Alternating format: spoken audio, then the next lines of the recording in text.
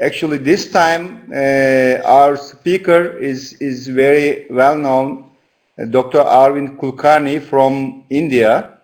He will talk about the instrumentation techniques of C1-C2 joint. Yes. Please, Dr. Kulkarni, we hear you. Yeah, good evening everybody. It's a matter of great prestige and privilege to make this presentation in front of all seniors and veterans of Middle East Spine Society. It was honor to be at Istanbul in May this year. We had a wonderful meeting. So without wasting much time, I'll go straight to the topic. So anytime we think of what fixation in the craniovertebral region, especially C1, C2, it's always exciting.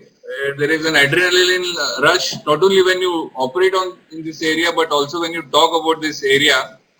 And you know, this is a very big topic. You can keep talking about C1, C2 for hours together. So to limit it to just 30 minutes, I am going to discuss about the relevant applied anatomy of C1, C2, the techniques of instrumentation at C1, C2, compare these techniques, and also to discuss about the salvage techniques if something fails.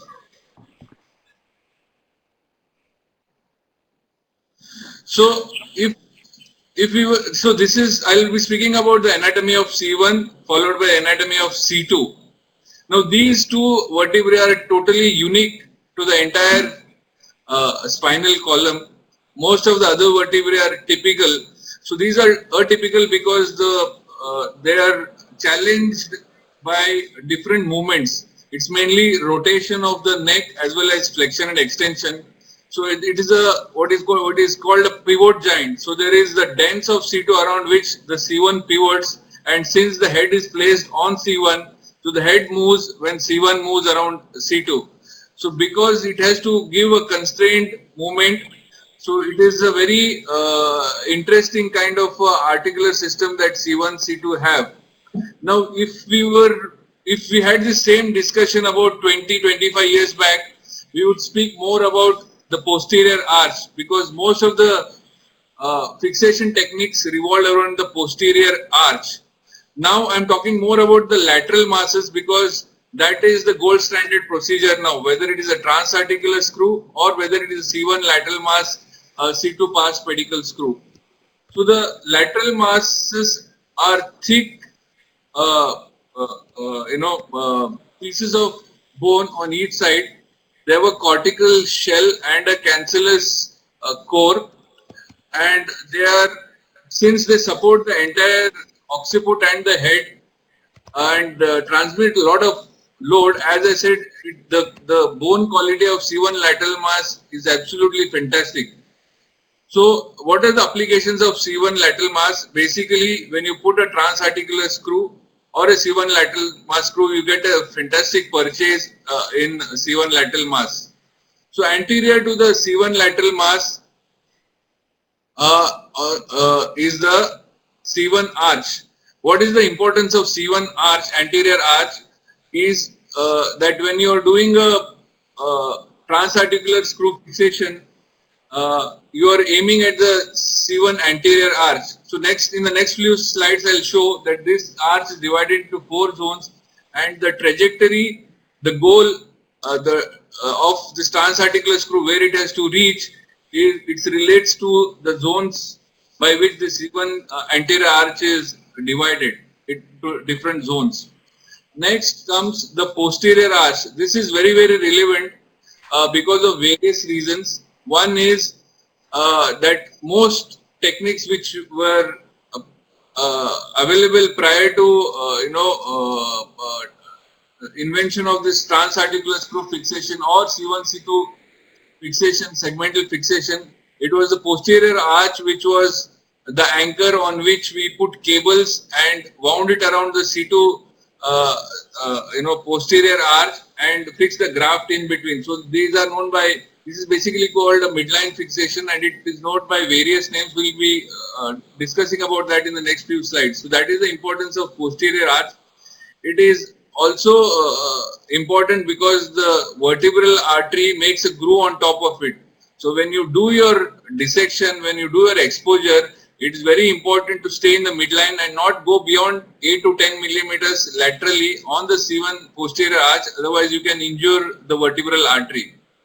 Then comes the transverse foramen on both sides. This is important because when this is where the fourth portion of the vertebral artery is seen before it gets into the skull base and forms the before it winds around the vertebral artery groove or the posterior arc.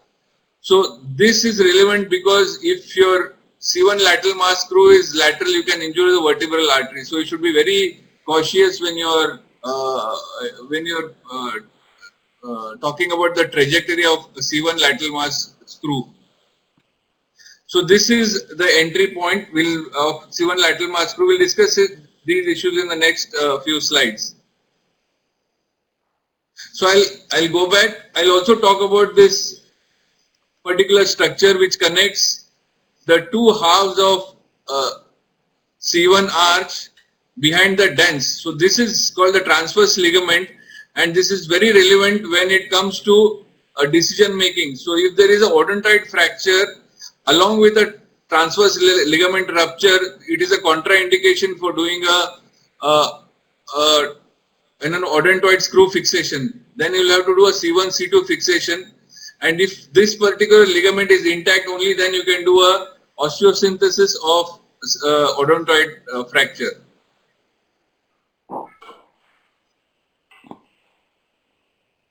So then comes the C2. Again, as I said, this is a unique structure. So it has a dens at the top anteriorly and two big lateral masses on both sides. The dens is significant because you can have a dense fracture. If you have a type 1 dense fracture which is totally at the apex, it can be ignored. If you have a fracture at the waist of the dens, that is the narrowest part of the dens, most of the time this needs surgery because it is usually unstable and prone for non-union. And then you come to the type 3, that is at the base of the odontoid of the dens, where it joins the body of C2. So these kind of fractures, because there is a large surface area, they tend to fuse. So these are usually conserved. So on either sides, what you see is this big articular surface, these flat surfaces. Basically, these articulate with the inferior aspect of the lateral masses of C1. So this is where the C1 makes its joint with C2. Now underneath this, as you see, this is a long column of bone going from the back to the front. Medially, it is at about 20 to 25 degrees, and superiorly it goes in an angle of 20 degrees. So this is the pedicle of C2. This is a very thick column of bone, and if you get a purchase here, the kind of fixation that you get is fantastic. So then comes this column of bone between the superior articular process of C2 and the inferior articular process of C2. This is the area which is called the pars interarticularis. So interarticularis is between two joint surfaces. Again, this is a thick column of bone. And what is the anatomic relevance of this? So if you can pass a screw from C2 into the C1 lateral mass, and that is through the pars. So this is called the transarticular screw. So you can also do a C1 lateral mass and C2 pars screw, but it is not as strong as a C1 lateral mass and a C2 pedicle screw. Then coming posteriorly, you see this thick, symmetric structure. This is the lamina in the spinous process. As we all know, when we expose the cervical spine, this is a thick stubby bone. This is the landmark to say that this is C2. So this has a lot of muscle attachments. So this is very thick. So in case you are not able to pass a C1 lateral mass screw, C2 pedicle screw or a pars screw, so you can always bank on the C2 spinous process and the lamina. You can pass a good long screw from one end to the other. So these are the anchor points wherein you can get purchase on C2. Now, this is where you see the transverse foramen of C2. So the vertebral artery, when it leaves the transverse foramen of C3, it makes a groove in the anterior part of C2 and then winds around this transverse foramen before it goes to the transverse foramen uh, C1. So this is where it makes that groove, that particular groove, and this is very relevant because if you're planning to do a C1-C2 transarticular screw, then this particular groove has to be absolutely shallow. If the groove is deep, then it may be impossible to put a transarticular screw, and this happens in about 20% of subjects. Now, what are the dimensions of the C2? So, you can put a screw which is about 22 millimeter in size, and you can put a screw which is close to 3.5 millimeter because the isthmus, where the narrowest part of the pedicle is close to 5 millimeters. So, you can safely put a 3.5 mm screw across the pedicle of C2. So, this is the relevant anatomy of C1 and C2. And like everywhere else, there is a traffic signal here in terms of red, blue and yellow. So this we should always be worried about. So the red is the vertebral artery. At every step, we should be conscious of the vertebral artery anatomy. So if it is a congenital anomaly for which you are treating, I would always advise everyone to do a CT angiogram and do a 3D, reformatted image of the CT scans, because you tend to get of the CT angio because you tend to get anomalies. You can have a lot of anomalies associated with vertebral artery, and inadvertently you can injure vertebral artery when you are instrumenting this area. So two things. So you should be conscious about the vertebral artery being lateral as well as superior when you are doing the C1-C2 screws, and you should also be concerned about the anomalies that vertebral artery can surprise you with during surgery. So always do a pre-op CT angio if it is a congenital anomaly. Then comes these venous structures. We all know, when we do a C1-C2 fixation, these can, keep troubling and irritating you throughout the surgery. These are venous sinusoids. They are usually seen when, you come across this particular structure when you're putting your C1 lateral mass screw. So you have to be very, very patient, very, very diligent, very, very meticulous in controlling bleeding here. Use your bipolar, use your Surgicel, use gel foam, all kinds of assistance that is possible to get bleeding under control in this area. So one should be aware that you can bleed and should not be alarmed. If you're doing a C1-C2 for the first time, you shouldn't be scared because this venous structure can bleed and can trouble you during bleeding, and it is not very difficult to control it, though it needs patience. Then the structure that you come across is the C2 ganglion. So this can be of different sizes. So if the posterior arch is very thick and your C2 ganglion is also big, then it is impossible to the C1 lateral mass. So some surgeons like Dr. Goel, etc., they advise you to cut the C2 ganglion to access the C1 lateral mass to put your screw.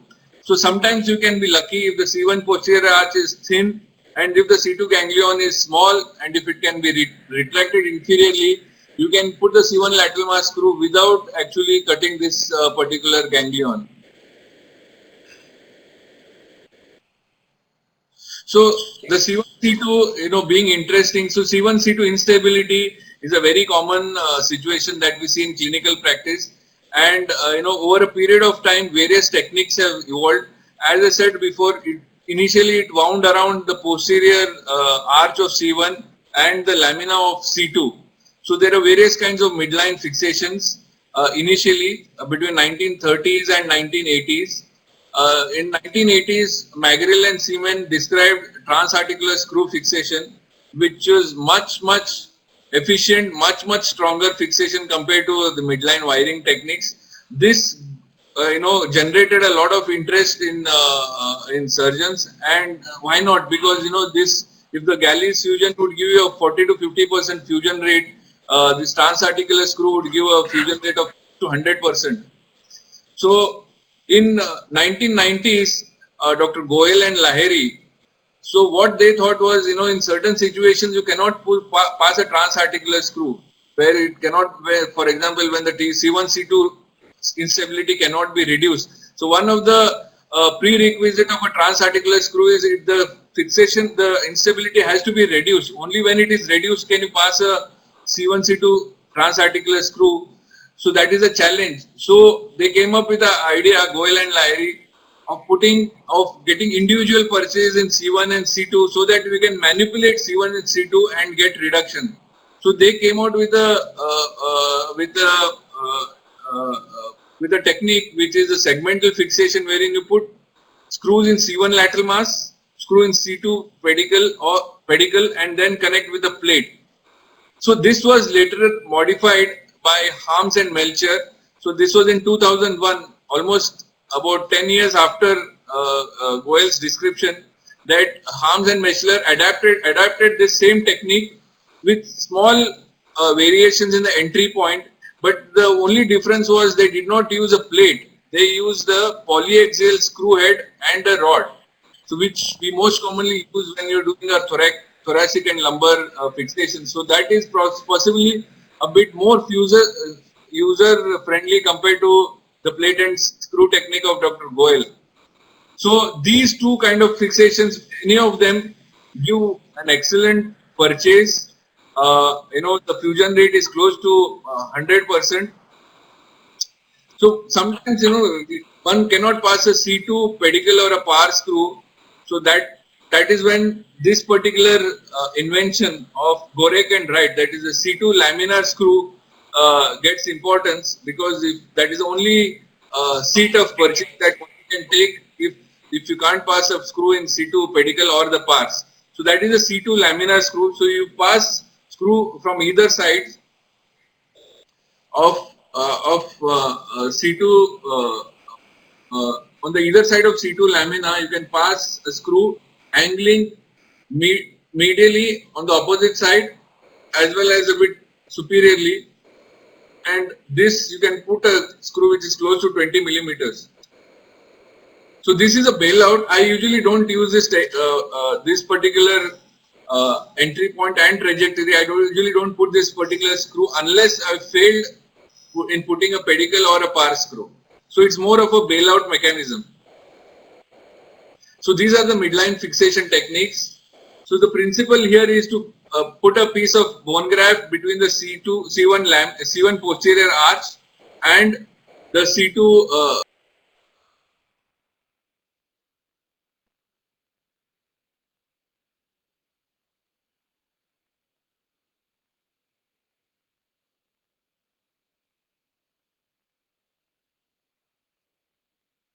What happened?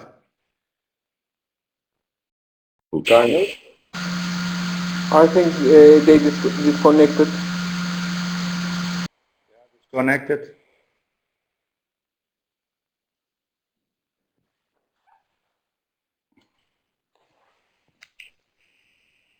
Cüneyt Bey, kaydı durduralım, şimdi başlayınca tekrar başlarız.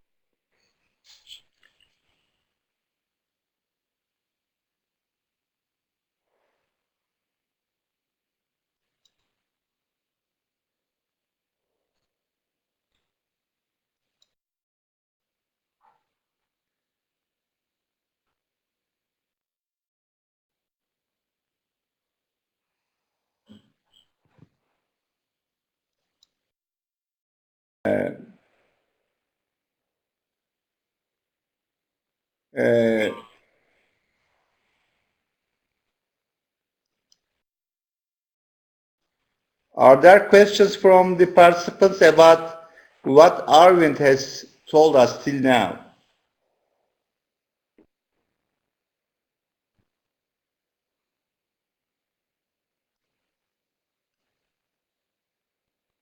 Abdul Hafiz is there, I think. Mehmet is writing something. Mehmet Seçer. Yeah.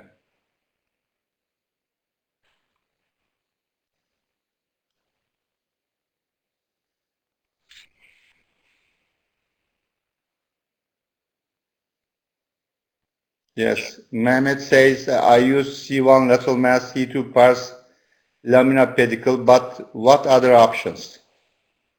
Actually, there is, as Arvind has mentioned, there is C2 laminar fixation instead of pedicle or pars screwing. You can place your screw into the lamina from the contralateral midline. What does C2 3 facet screw? Oh, okay. I think it's not a good option, C2 to 3 facet option. Yeah, good question. Navigation, the role of navigation. I heard that there are some centers using that navigation things. I don't have that option, at least in my department. We are not using it. Onur, what do you think about the navigation? If you have navigation, it's a good option. But if you don't have it, it's not a problem. You can do it. As Arvind has mentioned, you had to get a CT angiogram before the surgery. If you had the CT angiogram, it's possible to do it without navigation. But if you have, it's a good option. Yes. Actually, the most of the bleeding during the surgery for C1 lateral mass and C2 pedicle screwing is from the venous structures, not from the artery. Sometimes I see the artery, but it's almost not possible to injure it for C1 lateral mass screwing. But in cases of Magel technique, the so-called C2, C1 transarticular screwing, the incidence of injuring to the vertebral artery is quite high. I used to do that in some cases before starting C1 lateral mass. I have 2 or 3 cases that I have punctured the vertebral artery. It may be controlled by bone wax, but it is recommended that you should not use you should not use that screw again. If you have punctured the artery, if you place a screw there, then it's quite dangerous to place a screw there.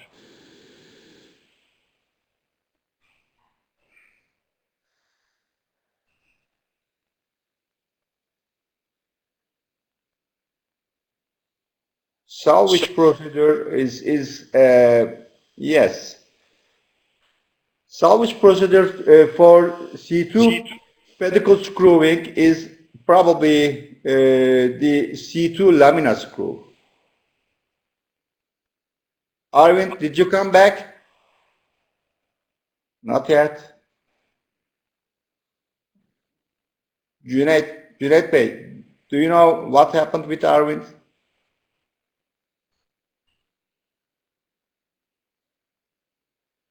Yeah, Abdulhafiz is telling, is it possible to do concomitant instrumentation through lateral cervical approach? Oh, any idea? I think there is no report I've seen in the literature for a lateral fixation, but you must turn the patient in prone and then place this instrumentation from backwards after a lateral approach, probably.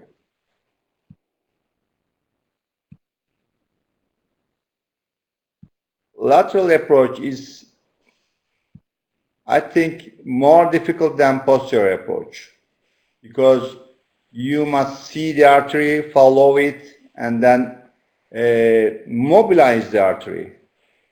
Without doing that, it's quite difficult.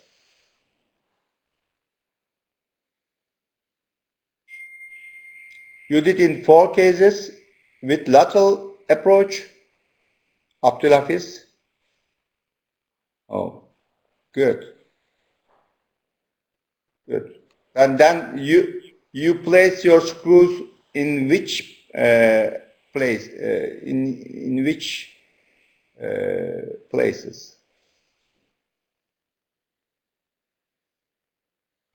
And Kadir Kotil from Turkey has a technique from posterior, the odontoid screw fixation from posterior. He says that he has fixed a case from the posterior, then odontoid screw from posterior. Maybe it can be a combined surgery. Okay, I don't have any experience with that.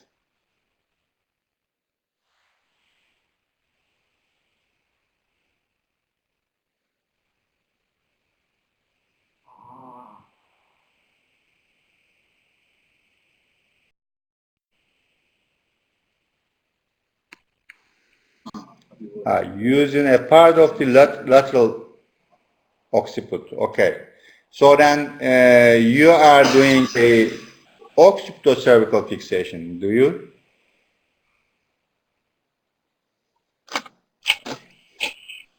Abdülhafiz is saying that with lateral approach is fixating from occiput to C2 body probably. Is it C2 body? Kulkarni, Did you come back? Hello, can you hear me? Yeah, we hear you. Can you hear me? Yes, please share your video also. Okay, can you see the presentation? Good. Arvind, Can you see share your the presentation? Click on it. Yes, we can see it. You can see the presentation? Yes. Please click the. Yeah, okay. So I'll restart.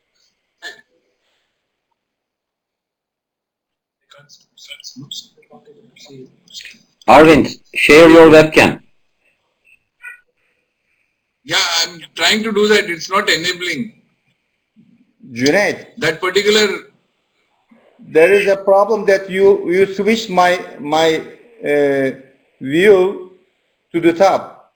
There must come Arvind. Junaid. Where is Junaid?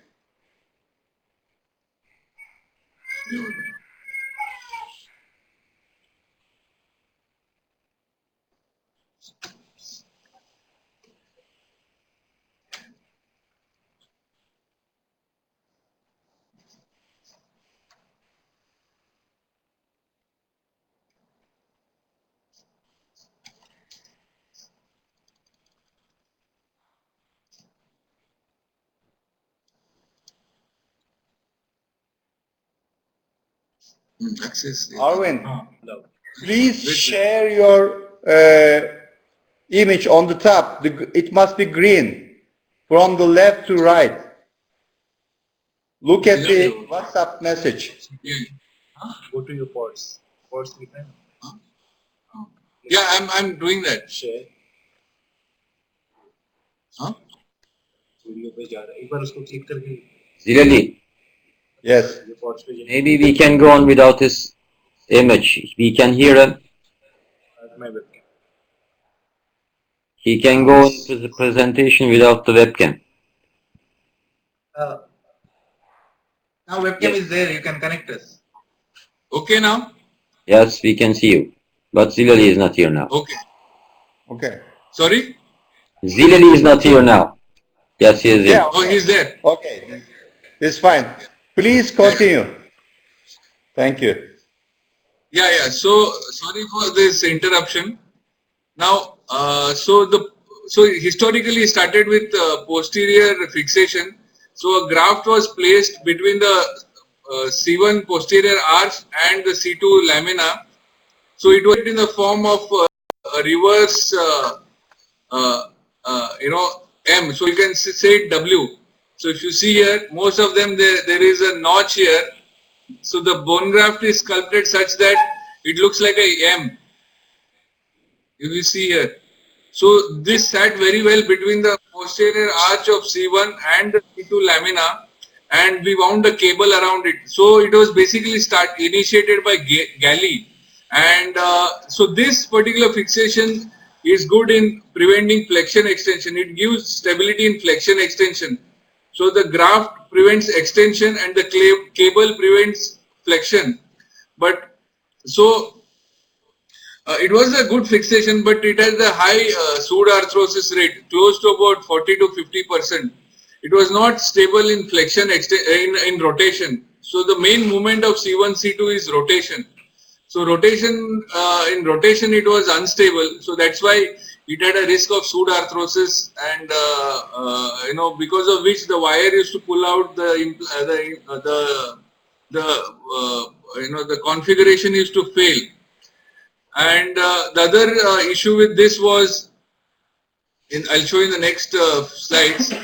So these, so after galley, then came this Brooks fusion, where they put bone graft on the two sides.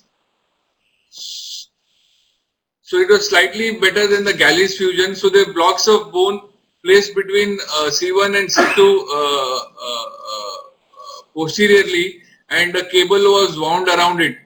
So then it was again reinvented with a single sublaminar wire, so that you don't keep putting the wire and again and irritate the spinal cord. So in place of two sublaminar wires, it was supplanted with a single sublaminar wire. Again, it has risks of non-union, similar to the Galley's fusion, and because you have to pass the wire through the C1 posterior arch and the C2 lamina, there is a risk of spinal cord injury in those situations where the canal is absolutely tight. So because of this, the surgeons were very concerned about these two issues. One is spinal cord injury because of the wire, implant failure as a result of pseudarthrosis. So that is when Magrill came with this landmark transarticular screw fixation. So here what we do is we pass a screw from C2 lateral mass into C1 lateral mass. So this is the trajectory. So it goes in an angular fashion, so from C2 into C1 through the joint of C1-C2 lateral mass. So this is called lateral mass fusion.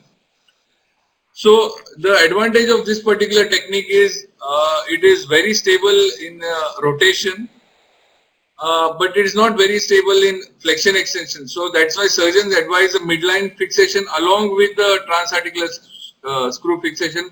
However, is much stronger than the cable techniques with the arthrodesis rate, fusion rate of close to 100%.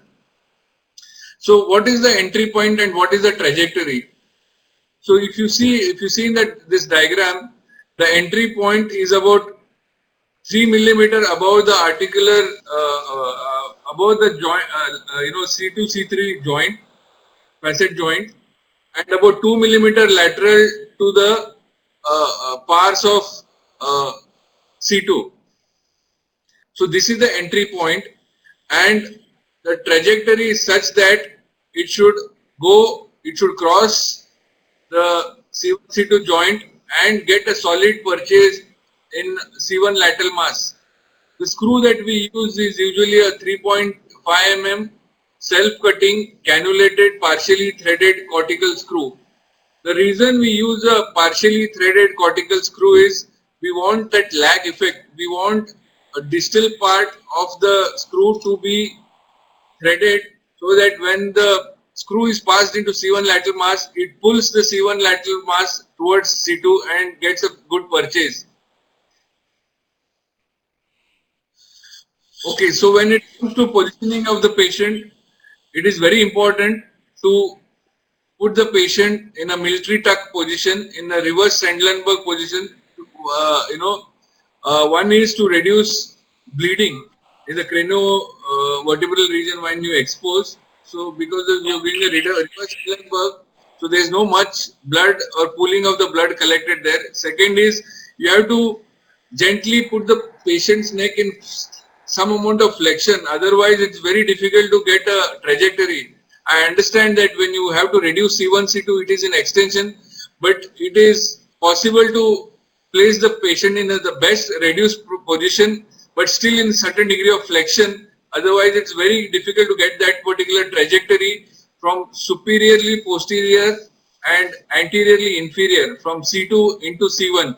So that is the reason this particular technique is very difficult and contraindicated in patients who have a very lordotic neck, who have a very kyphotic thoracic spine.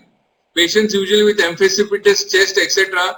Because the thoracic spine is too kyphotic, there is compensatory cervical lordosis, and in these situations it's very difficult to do a C1-C2 transarticular screw. So this is what I meant by the zones in C1. So when you're angling from C2 into C1, the C1 is divided into 4 zones. Zone 1 is superior to the C1 arch. Zone 2 is the superior aspect of the C1 anterior arch. Zone 3 is the inferior aspect of the C1 anterior arch. And 4 is below the C1 anterior arch. So zone 3 and zone 4, if you try to pass your screw angling in this particular direction, mostly the screw will be anterior to the lateral mass of C1. So it is very important that you aim at the first zone 1 or the zone 2 when you're passing this particular transarticular screw.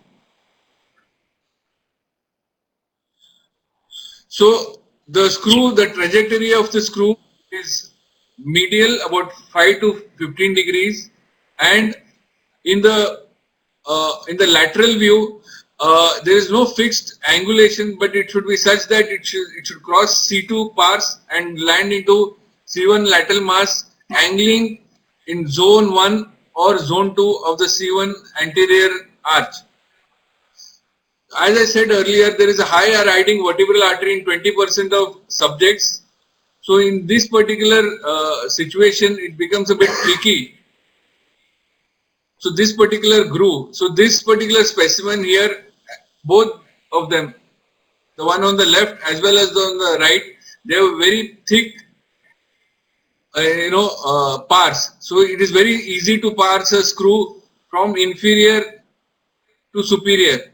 But if there is a big groove here of vertebral artery, it is almost impossible to pass a screw into C1 lateral mass without injuring the vertebral artery. So in such a situation, the trajectory of the screw should be such that it should just skirt to posterior cortex of, it should just skirt to the posterior cortex of the isthmus of the pars and into the C1 without transgressing this particular groove here for the vertebral artery.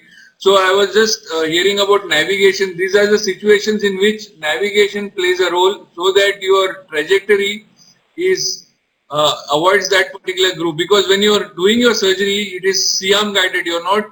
If you're not using navigation, it is usually C-arm guided, and there is a high chance that you may not be able to appreciate this particular groove. But if you are using navigation, you get CT cuts, sagittal cuts. So when you use navigation, it is possible to avoid the groove as well as to be in that particular narrow isthmic part of the pars without injuring the vertebral artery and be safe. So that is why some surgeons have come out with anterior approach. So anterior approach, the advantages are we are familiar with anterior approach, and patient C1-C2 gets reduced in extension. So when the patient is positioned, the C1-C2 is already reduced. Because anterior approaches are associated with low rates of infection, the infection rate through this particular approach is less. These are all the advantages of a C1-C2 anterior approach as advocated by the proponents of anterior approach. So here the entry point is on the medial 1/3 of the C1-C2 articulation of the lateral mass, and the trajectory is about 20 degrees laterally in the coronal plane and about 30 degrees posteriorly in the sagittal plane. So when the patient is positioned, the C1-C2 is already reduced because it is an extension, and when you choose this particular entry point, so it goes 20 degrees coronally laterally and 30 degrees posteriorly in the sagittal plane, and again you put a 3.5 mm cannulated cortical screw so that you get a similar purchase in C1 lateral mass. I don't have any personal experience with anterior approach. I would love to share your experience with this particular approach. So as I said, why should we go anterior? So it is a familiar approach.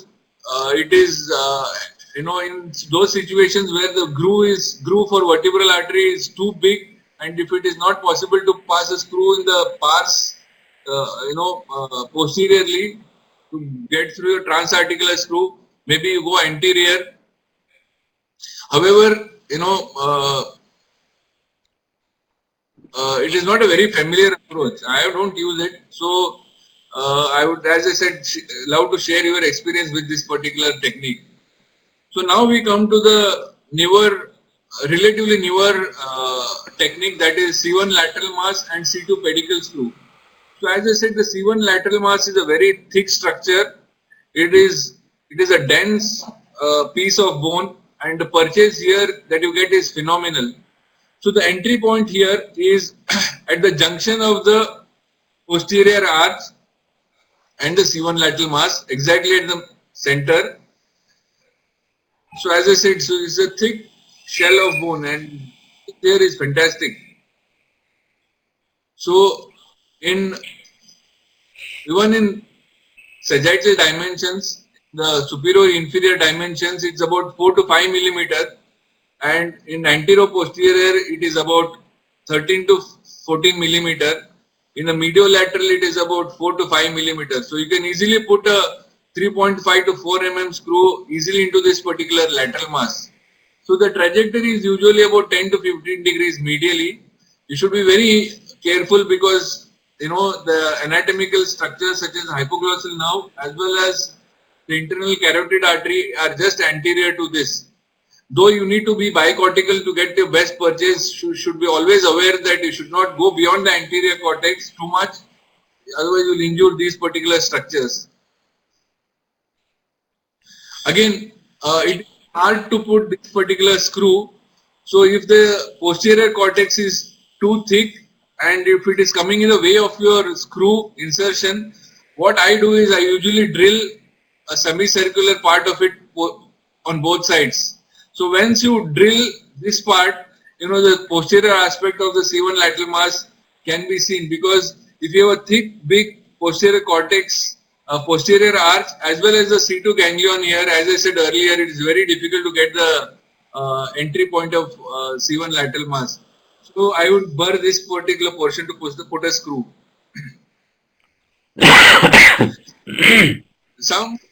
Some surgeons such as Dr. Abumi, they advocate passing screw through the pedicle of C1. So the entry point here is actually on the posterior arch. So it is just beneath the vertebral artery groove on the C1 posterior arch, exactly in the center, exactly at the same area where it joins the C1 lateral mass. Again, one should be careful here because one can injure the vertebral artery. And you should do a CT study prior to putting this particular screw, because a large percentage of patients have a 4 mm thickness of posterior arch at the vertebral artery groove, and some people, a certain percentage of patients, they have very thin groove here. So it is very easy to injure the vertebral artery when you are passing this particular screw, and the trajectory is the same. So this is a case where a screw was passed through the pedicle of the C1 lateral mass through the posterior arch. If you see here. Coming to C2 pedicle screw. So the C2 par screw is a screw which goes between the two articular surfaces through the pars. The pedicle is from posterior lateral to anterior medial. It is at an angle of about 20 to 25 degrees medially. Again, you need to do a study of the pre-op images, or if you are using navigation, that will take you where you need to go. So you divide the pars into 4 areas: superior-medial, superior-lateral, inferior-medial, and inferior-lateral into 4 quadrants. And the entry point for the C2 pedicle will be the upper medial quadrant, angling about 20 to 25 degrees.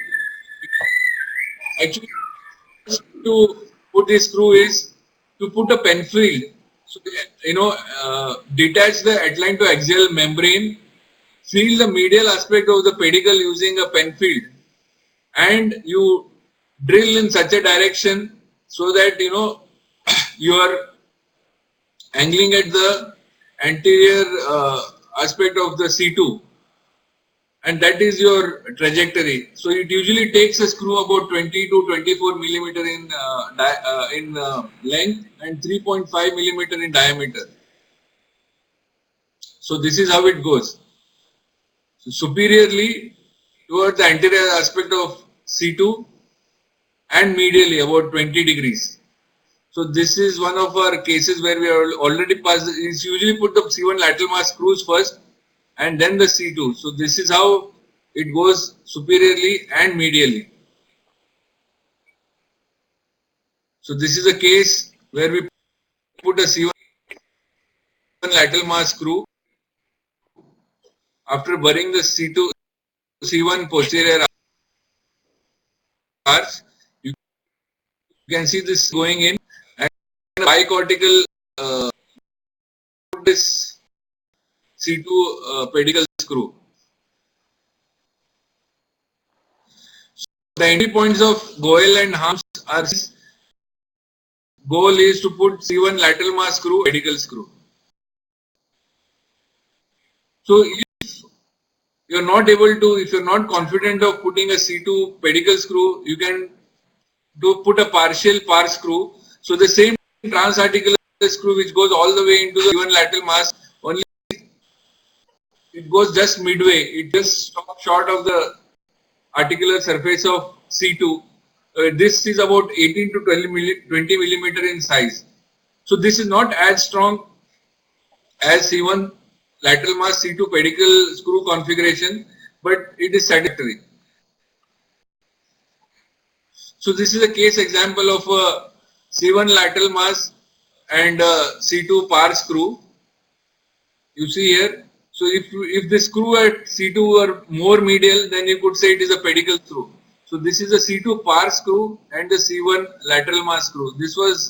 I did this very recently, and as you see, I use navigation in this particular case. So a patient is placed in a reverse Rendlander position with neck in extension with traction, and this is how the screws were put. So this is if you see, this is a partially threaded cannulated screw because the C2 ganglion was left intact. The smooth part of the screw doesn't irritate the C2 ganglion. That is why we use a partially threaded screw. It is only threaded at the tip. So then comes the C2 laminar screw. So this goes from one side, ipsilateral side, to the contralateral side. So you insert one screw from each side, and this can be connected to the C1 lateral mass screw. So it was described by Gorek and Wright almost at the same time. So this is more of a bailout mechanism. So this is how. So one screw is cranial, the other screw is caudal. You can see the thickness of this particular lamina is about 4 to 5 millimeters, and here at the entry side, at the point of entry, it is much more thicker. So it is very easy to pass a screw from one end to the other without harming the spinal cord. So this is a case where we use this particular technique. As I said, I use it only when there is when I need to bail out a particular case. So here there was a screw placed cage C1-C2, but the cages burst into the lateral mass of C2 and also destroyed the pedicle. So when I had to revise this particular case, I removed the cage, I changed the C1 lateral mass screw, I put a bigger, longer screw, and here if you see I put a laminar screw from both sides. So this, as I said, is more of a bailout mechanism. And what are the other applications of this particular screw? So this particular C1-C2 technique. So this patient had a C1-C2 instability as well as a long-standing myelopathy. So the same thing can be extended lower down. So this is not possible if you are putting a transarticular screw, unless you put a screw with a, with a tulip and then extend it. I don't know how stable it is. So this is because it is a segmental fixation. It can be extended down, or it can be a part of occipito-cervical fixation also.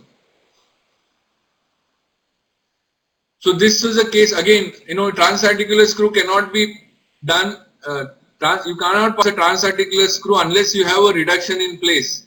But the advantage of C1-C2 segmental fixation is such that you can reduce it on table. So this particular patient, a young girl about 20 years old, you can see the C1-C2 is not reducing, instability is not reducing in extension. It is the same in flexion as well as in extension. And it is not reduced even after positioning under anesthesia with traction and in extension. So what I did was I put a C2 pedicle screw first, then C1 lateral mass screw, and I could actually pull the C1 lateral mass posteriorly and fix it. So I got a fantastic intraoperative reduction using this particular technique. So that is the advantage of segmental fixation. In terms of strength, if you see here, C1 lateral mass C2 pedicle screw gets a plus in axial rotation, flexion extension as well as in lateral bending. Same with C1-C2 transarticular screw. But as I said, laminar screw is not as strong, but it is better than a C1 lateral mass and a par screw. So the best technique is C1 lateral mass and C2 pedicle screw, followed by C1-C2 transarticular screw. Followed by everything fails, the bailout is going to the Himalayas, that is to the occiput.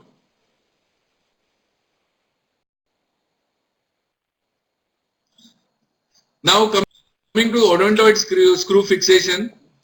So this is usually in type 2 and high type 3 odontoid fractures. It is an alternative to C1-C2 fusion.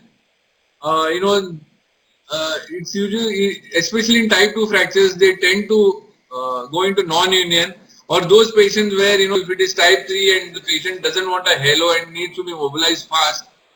So that is where we do it.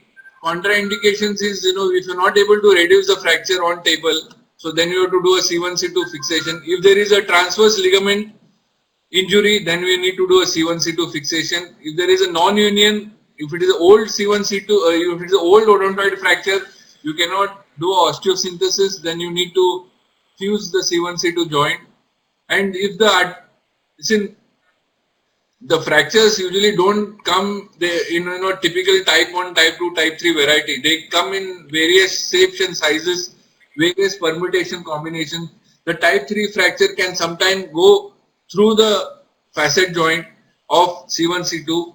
In such a situation, you can't do a odontoid fixation. You need to do a fusion, C1-C2 fusion.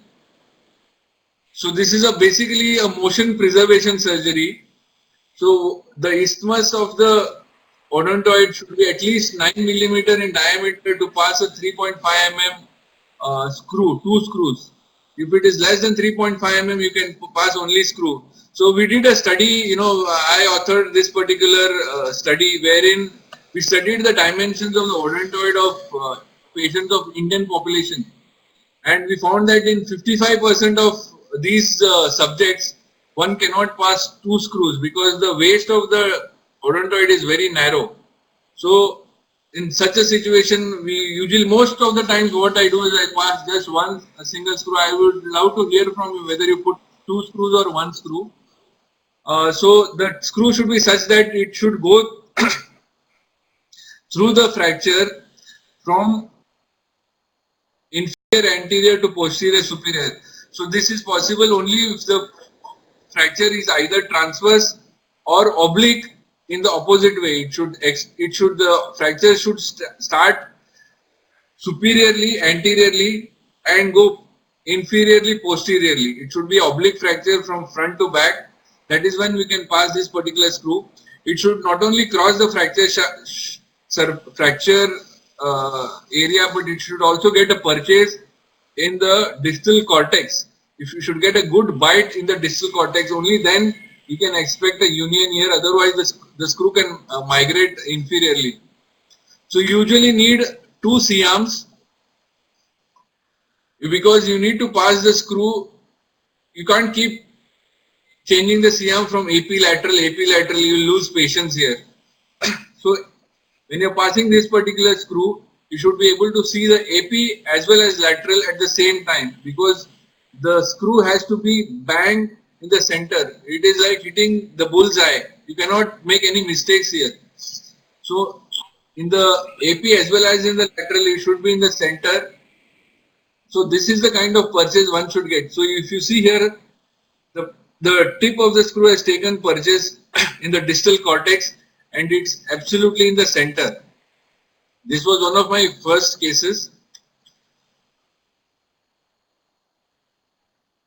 So these are techniques where, odontoid fracture is either oblique in a different direction, or a situation where there is a transverse ligament fracture or there is non-union. That is when you do C1-C2 Goel harms or a Magrel's fixation.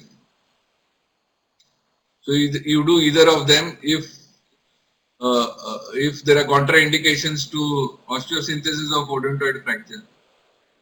So this is a fracture which was done about 3 years back. If you see here, it is a C2 fracture in a configuration where there is a C2-C3 congenital fusion.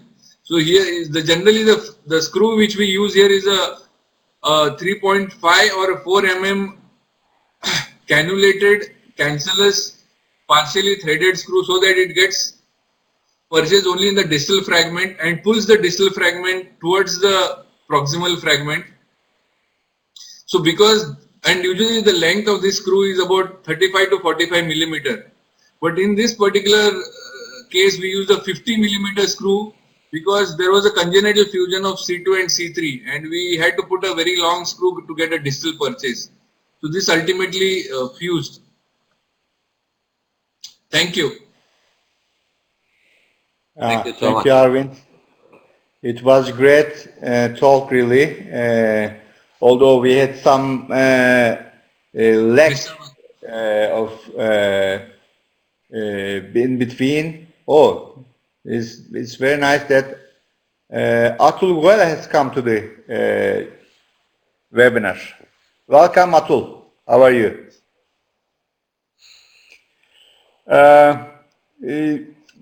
There were some questions from the audience.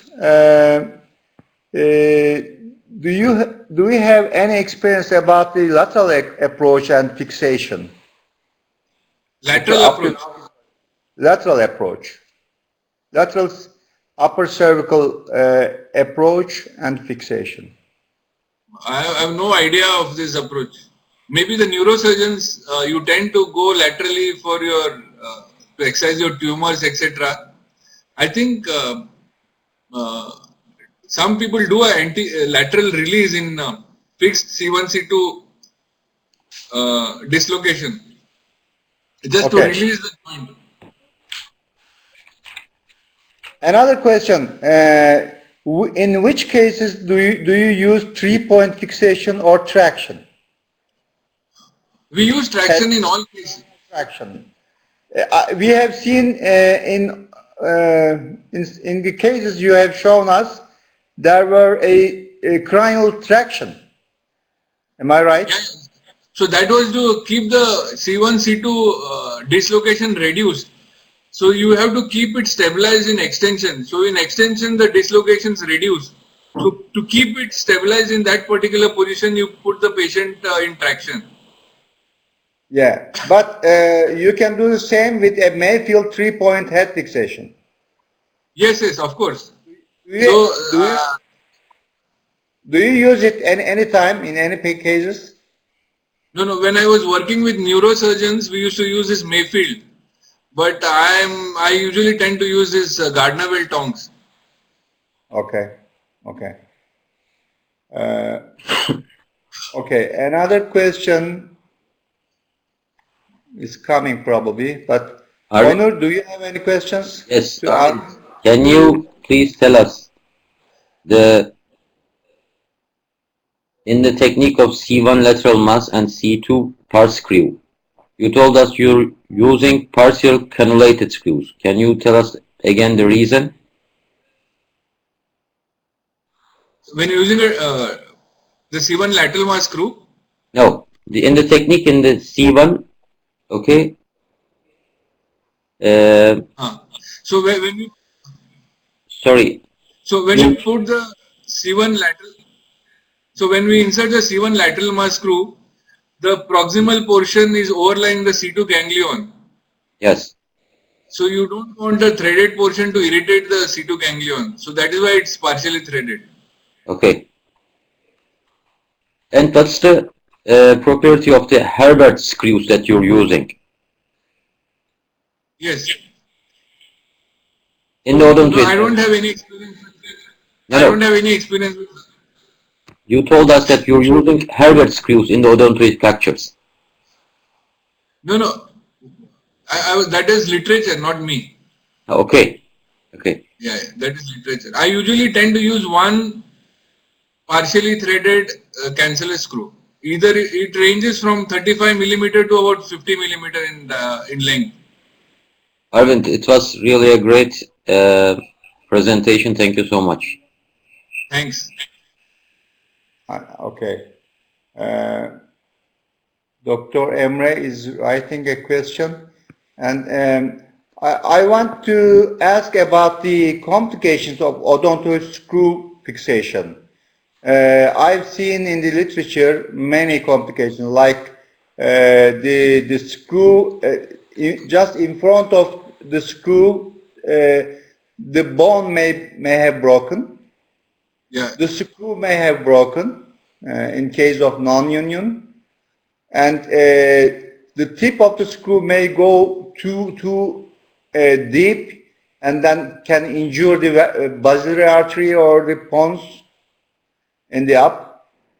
Did you see any complication for odontoid screwing? Yeah. So I have done about 9 cases of odontoid fixation. Nine cases. Though I have not had, fortunately, I have not had any bad complications. I have had one pseudarthrosis, one non-union, for which we went back and did a C1-C2 fixation. So this patient, along with odontoid fracture, he had injured his eye. So, and for the eye problem, the patient was on long-term steroids. So because of long-term steroid intake, probably the odontoid did not unite, fracture. So we had to do a C1-C2 fusion. But you see, if you are using navigation, sometimes, the distal fragment, it is a virtual image that you're using. Sometimes when you're using a virtual image and when you're putting your guide wire and your screw, sometimes you can push the distal fragment into the base of the brain. That has happened with the surgeon, because it is not a real image, it is a virtual image. So the surgeon was putting his screw and he kept putting it again, it was not stopping at all. And on the navigation, he was seeing that the screw is biting the distal fragment, but he was not getting the feel. So when he took a C-arm image, the screw was in the brain. Okay. One question is coming from navigation. Okay. One question is coming from Dr. Emre. What kind of technique do Dr. Yaman and me are using in odontoid fractures? I can answer this. Actually, I don't prefer the anterior dislocation cases for odontoid screwing. Instead, I prefer posterior dislocations. And we must be very careful not to choose a case with a transverse ligament rupture. This is all. Actually, in very old patients, we can try a posterior fixation instead of odontoid screwing. What do you think, Onur? And if I have to use, if I did the indications for odontoid screw, I prefer odontoid screw, and I use acute rock screws. It has self-treated. It can pull up the tips of the odontoid down, and now we're trying to design a new screw that has also, let's say, teeth that can hold also the top of the bottom of the C2, so that they can also put it down and bring these two fracture parts together. And if I have to use posterior technique, I use C1-C2 transarticular technique. Okay. Arvind, one question is about infection. Did you see any infections on fixation in this region? No, not at all. Okay. Generally, this area is quite clean. Yeah, it is, and one advantage of the region is that lymphatic drainage is very strong. Then the Okay. infections of the region is quite rare. And do you have any experience with the anterior fixation C1, C2? No, No, No. I but don't have. you showed us the biomechanical analysis of the lots of techniques. There was a technique acceptor, C1-C2 transarticular technique, and this is I think we can see the study, the biomechanics of C1-C2 transarticular and also C2 posterior transarticular. I think there is no study about it. Yeah. One more question.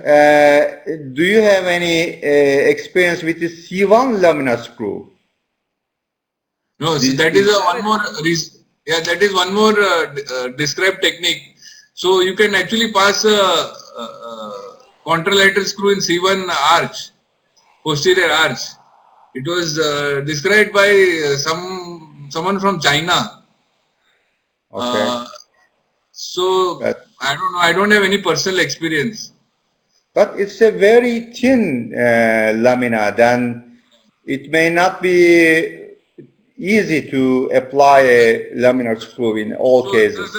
the thickness is about 4 to 5 millimeter. The posterior cortex in the anterior posterior plane. But I don't think it is possible to pass a screw. Okay. One question from Dr. Kasmani is that how often do you need an anterior release if you cannot reduce after positioning? If it is not reduced, anterior release, is it possible? Yeah, I've never done an anterior release. But you know, if you do a posterior release of the C1, C2 joint and do manipulation with the screws and you know some amount of positioning, one can get a very good reduction, as I showed in one of the cases. Yeah. Okay. I think there is no more questions. We thank you a lot for very nice lecture and very good discussion. I think we can close the session. Arvind, thank you Okay, so thank much. you very much. Thank you a lot. I look forward to meet you in Delhi, New Delhi in April. Yes. Hope to see you. Goodbye. Arvind, thank you so much. You're welcome. Good night. Thank you very much. Thank you.